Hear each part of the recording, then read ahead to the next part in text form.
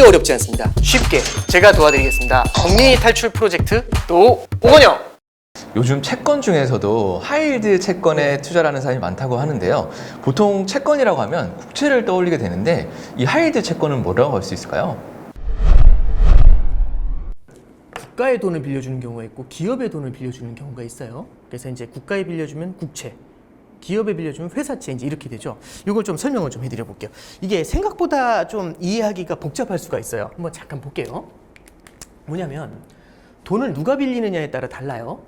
국가가 돈을 빌리는 경우가 있고 그 다음에 회사가 있는데 우량 기업이라고 해볼게요. 그러니까 삼성전자 같은 우량 기업이 돈을 빌리는 경우가 있다고 해보고 그 다음에 그냥 우량하지 않는데 신용등급이 좀 떨어지는 불량 기업은 좀 그렇고, 그러니까 어쨌든 기업이 있는데 다소 취약한, 그렇죠, 이제 이런 기업들이 있다고 한번 해볼게요. 우량 기업은 아닌 기업들. 자, 국가가 돈을 빌릴 때는 뭐라고 하냐면 얘를 국채를 발행해가지고 돈을 빌린다고 해요. 채권이라는 건 결국엔 이렇게 그냥 차용증인 거잖아요. 차용증을 주고 돈을 빌리는 겁니다. 그래서 국가가 빌릴 때는 국채가 되고요. 우량 기업이 빌릴 때는 요거를 우리는 회사채라고 하고, 여기 일반적인 기업들이 빌릴 때도 이거를 우리는 회사채라고 합니다. 신용등급이 떨어지는 기업들이 빌릴 때도 회사채라고 하는데 이 회사채가 조금 달라요. 그래서 여기는 뭐라고 하냐면 우량등급 회사채라고 표현을 하기도 하고 아니면 투자등급 회사채라고 얘기를 합니다. 그러니까 투자라는 건 뭐냐면은 안정적으로 무언가 미래의 현금을 갖다가 미래의 수익을 기대할 수 있다는 거죠. 이걸 투자등급 회사채라는 표현을 쓰고요. 그 다음에 여기 회사채 같은 경우들 투자등급이 아닌 회사채를 뭐라고 하냐면 투기등급 회사채라고 얘기를 해요. 그러니까 이건 리스크가 좀 더 크다는 걸 얘기하겠죠. 일단 어감 자체가 이 투기등급 회사채를 갖다가 약간 좀 표현이 예를 들어 영어로 번역을 하면 이렇게 나와요. 영어로 하면은 정크본드라고 표현을 하기도 해요. 이건 좀 더 표현이 좀 더 좀 세죠.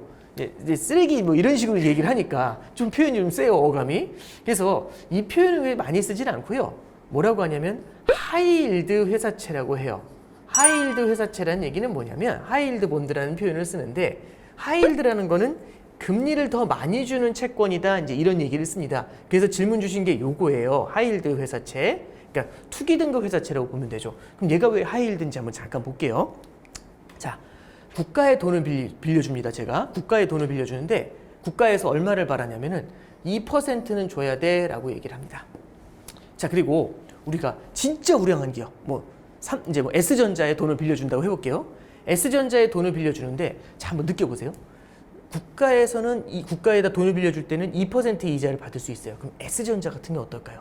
2%를 받을 수 있을까요? 아니면 조금 더 받아야겠죠. 이자를 조금 불안하지, 거의 불안하지 않은데 약간 불안하잖아요. 그래서 2.5%를 받습니다. 그러니까 뭐냐면 여기서 0.5%를 가산한 거죠. 가산금리가 0.5%가 붙은 거죠. 왜냐면 불안하니까.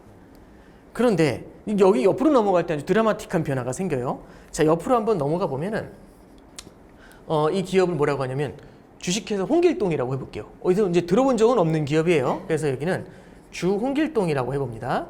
주홍길동인데 투자 등급이 아니라 투기 등급에 해당이 돼요. 기업 신용도 그렇게 높진 않아요. 이쪽에서 돈을 빌린다고 합니다. 근데 홍길동이 얘기하는 거죠. 저 대한민국도 2%에 빌리는데 우리도 2%에 빌려줘.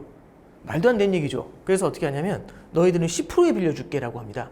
그러면 국가가 2%잖아요. 그죠? 그러면 여기서 얼마가 점프하는 거냐면 여기는 10%의 돈을 빌리니까 8%만큼 금리를 가산하죠. 불안하니까요. 그쵸? 그러면 우리가 주 홍길동이라는 투기등급 회사채한테는 10%의 금리를 주고 투자등급 회사채는 2.5%, 국채는 2%죠. 여기서 중요한 표현이 나옵니다. 0.5%만큼 끌어올렸죠. 얘를 가산금리라고 했어요. 그 다음에 여기는 8%만큼 더 줬죠. 얘도 가산금리가 됩니다. 그래서 하이힐드 채권들은 어떻게 되냐면 기본 맨 밑바탕에 있는 금리는 국채금리가 기준이 됩니다. 얘가 2%죠. 여기에 얼마를 얹혀준 거죠? 8%만큼 요걸 뭐라고 하냐면 우리는 가산금리를 얹혔다라고 얘기를 해요.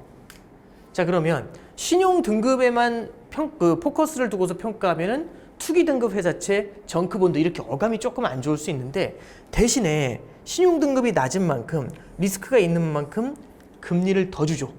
그래서 하이힐드 본드라고 하는 거예요.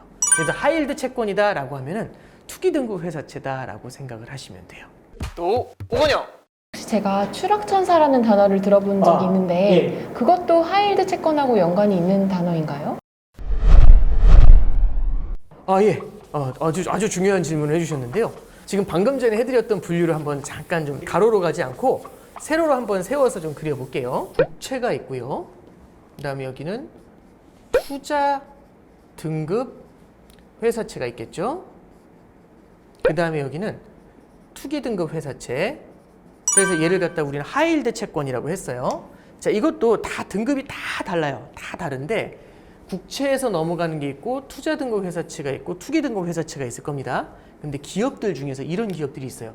잘 되는 기업들이 있어요. 그럼 당연히 신용도가 높으면 투자 등급 회사채에 가 있겠죠. 근데 신용도가 낮으면 여기 와 있을 거예요. 자, 그럼 한번 이제 우리는 돈을 빌리려는, 국가가 빌리고 우량 회사가 빌리고 약간 우량하지 않은 회사가 빌리는 이런 케이스도 볼 수 있지만 돈을 빌려주려는, 투자하려는 투자자 입장에서 한번 볼게요. 자, 인베스터들 입장에서 한번 잠깐 보면은 인베스터들 입장에서 연기금이 있어요. 펜션 펀드들이 있다고 해보겠습니다. 자, 연기금 같은 경우는 미래에 안정적으로 자금을 잘 운용하다가 미래에 연금을 줘야겠죠. 그러면 이 연기금들 같은 경우는 이 셋 중에 어디에 투자를 하고 싶을까요? 국채, 투자 등급 회사채, 투기 등급 회사채. 당연히 국채겠죠. 안정적으로 운용을 해야 되니까. 그래서 기관 자금들 이런 데는요, 보통 일반적으로 우리는 채권 투자한다라고 하면은 안정적으로 운영하는 걸 많이 생각을 하잖아요. 그래서 이런 펜션 펀드들은요, 대부분 다 국채에 투자하거나 투자 등급 회사채 중에서도 좋은 애들에만 투자를 해요. 근데 이쪽 자금이 굉장히 크거든요. 내지는 국부펀드라는 게 있습니다. 국부펀드는 뭐냐면 국가가 벌어들인 돈을 해외 자산에 투자해서 운용을 해요. 얘도 안전하게 운용을 해야 돼요. 안전하게. 그럼 어디에 갈까요? 똑같이 흘러가죠. 얘네들의 규모가 매우 크거든요. 이쪽으로 많이 흘러가요. 그리고 우리 이제 그 투자자들 중에서 펀드 중에서도 이런 펀드가 있어요. 투자 등급 회사채 펀드가 있어요. 투자 등급 회사채에 투자하는 펀드가 있습니다. 이런 펀드들은 딱 여기까지만 투자를 해요. 그리고 이 비중이 굉장히 커요. 보통 우리는 회사채 투자한다고 할 때 주식처럼 그렇게 불만 나는 거 원하지 않아요. 안정적으로 내 돈을 지켜주기만 하면 돼요. 약간의 수익을 내주고. 이게 투자 등급 회사채에 투자하는 방법입니다. 그러면 얘는 여기에만 투자를 하죠. 근데 가끔 이런 채권 펀드들이 있어요. 하이힐드 채권 펀드가 있어요. 얘네는 어디에만 투자를 하냐면 여기에만 투자를 합니다. 그래서 굉장히 높은 수익을 기대해요. 그래서 고수익 채권 펀드다 이런 식으로도 얘기를 합니다. 근데 얘네들 중에서 보면은 요 하이힐드 채권 펀드의 비중이 그렇게 크지가 않아요. 거의 이쪽의 비중이 훨씬 큽니다. 그럼 자 볼게요. 이 위쪽으로는 투자하려는 사람이 정말 많죠. 그러니까 똑같은 거예요. 신용도가 낮은 쪽에 돈 빌려주려는 사람은 별로 없지만 신용도가 높은 쪽으로 돈 빌려주려는 사람은 정말 많잖아요. 원금 손실을 누구도 원하지 않으니까. 그러면 이쪽에서는 돈을 빌려주려는 투자하려는 투자자가 굉장히 많은데 여기는 투자자가 별로 없습니다. 그럼 자 볼게요. 여기서 A라는 기업이 있다고 해볼게요. 투자 등급 회사채 맨 밑단에 있어요. 간당간당해요. 근데 으악 하고 떨어졌어요. A가 여기로 떨어져요. 얘를 뭐라고 하냐면 추락했다고 해가지고 추락천사, 폴른 엔젤이라고 얘기를 합니다. 그럼 폴른 엔젤이 되면 어떤 일이 벌어질까요? 추락했잖아요. 그러면 원래는 이 많은 펀드들이 얘한테 투자할 수 있었거든요. 근데 얘가 여기로 왔죠. 그럼 여기서 깜짝 놀라겠죠. A가 아니래. 투자 등급이 아니래. 그럼 어떻게 하죠? 다 팔죠, A를. 그럼 A한테 돈을 빌려주려는 애들은 없어져요. 근데 문제가 있어요. 그럼 밑에서 투기 등급으로 내려왔잖아요. 투기 등급에서 자금을 땡기면 되잖아. A는 아무런 문제가 없지. 이렇게 생각할 수 있어요. 물론 문제는 없는데 첫 번째는 얘의 규모가 위쪽보다 확실히 작다는 거 하나. 두 번째는 A가 문제가 아니에요. A 밑에 있는 애들은 A 때문에 깔려 내려오잖아요, 더. 그럼 이 하이힐드 채권에서 어떤 일이 벌어지냐면 얘는 위쪽에서는 마이너였지만 이쪽에 들어오면 메이저가 되죠. A한테 투자해야겠다라고 하죠. 그럼 어떻게 투자할까요? 얘다 팔고 얘한테 투자하겠죠. 그럼 이쪽은 돈 구하기가 힘들어지죠. 가뜩이나 어려운데 폴른 엔젤이 내려오면서 투기 등급 회사채 시장을 한번 휘저어버리는 겁니다. 그래서 이제 폴른 엔젤이다 이제 이렇게 말씀을 해주셨잖아요. 투자 등급에서 투기 등급으로 내려갑니다. 이게 그러면 단순히 그 폴른 엔젤 걔만 건드려 놓는 게 아니라 이 하이힐드 채권 시장 자체를 갖다가 한번 휘청하게 만드는 그런 일이 벌어져요. 참고로 말씀드리면 반대도 있죠. 반대는 뭐냐면 투기 등급에서 워낙 좋아져서 투자 등급으로 올라가는 케이스가 있죠. 얘를 뭐라고 하냐면 라이징 스타라고 얘기를 합니다. 이런 애들 같은 경우는 새롭게 올라가게 되니까 새로운 자금들이 이제 붙을 수가 있겠죠. 더 넓은 시장으로 이제 진출을 하게 된다라고 이제 보면 되겠습니다. 또 오건영. 그래서 이제 전체적으로 한번 틀을 좀 말씀을 드렸는데 우리가 이제 투기 등급으로 이제 하락을 하게 됐었을 때 시장 자체가 흔들릴 수 있다라는 말씀을 드렸고요. 이런 일이 그럼 과연 벌어진 적이 있느냐? 있었어요. 1년 전입니다. 작년도 3, 4월에 어떤 일이 있었냐면 코로나 때문에 투자 등급에 있었던 회사채들 중에서 요 밑에 붙어 있던 애들이 코로나 때문에 경제가 딱 멈춰버리니까 불안해지잖아요. 그럼 여긴 간당간당한데 불안해지니까 어떻게 될까요? 턱 건드리니까 밑으로 떨어졌겠죠. 그럼 밑이 와 흔들리기 시작을 했겠죠. 가뜩이나 코로나 때문에 힘들었을 텐데. 그래서 이제 작년에 투기 등급 회사채 시장이 굉장히 크게 힘들었었던 그런 때가 있었고요. 그래서 이제 그때 당시에 연준이죠. 미국 중앙은행이 자금을 투입을 해가지고 회사채 시장을 살렸었던 그런 경험이 있습니다.